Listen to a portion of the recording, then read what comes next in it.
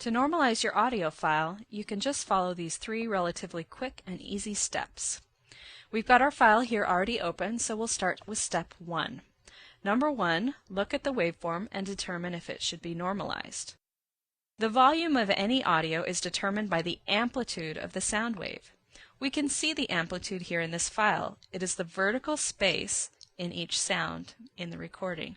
So for example here we've got a louder sound. It's a much taller space, and over here we've got a much quieter sound. It's a smaller amplitude, therefore a smaller volume. So you'll see how it varies as we speak with different inflections. Different sounds have different levels of volume. You'll also notice that here on the left in Audacity it's measured in increments of tenths. So in general, you always want the loudest part of your audio to be anywhere from -3 to -6 dB or decibels. In Audacity they call this around 0.5.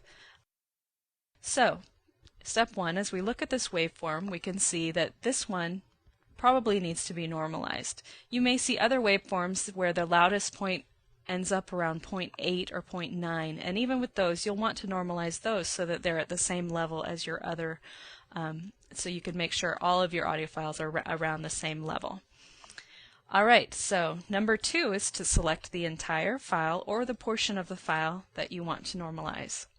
The third and last step is to find your normalizing functionality on your audio editor. In Audacity, this is found on the Effect menu, which is your tool for any kind of manipulation you make on the actual sound wave.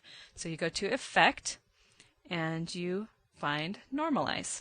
Click on Normalize and just leave both of these boxes checked. You can see here that Audacity actually automatically normalizes it to -3 dB. You can either preview it to listen to about a 5-second clip or click OK. I'm going to click OK. And as I do that, be sure and watch the waveform here. I'll move this menu up here and watch the waveform and how it changes when it is normalized. Okay, so there you go. You can see that we've increased the amplitude of our louder sounds, and it's right at about that 0.5 mark. And of course, when you're done doing that, don't forget to save your changes. One final note, anytime you amplify your audio, you'll also be amplifying the background noise behind it.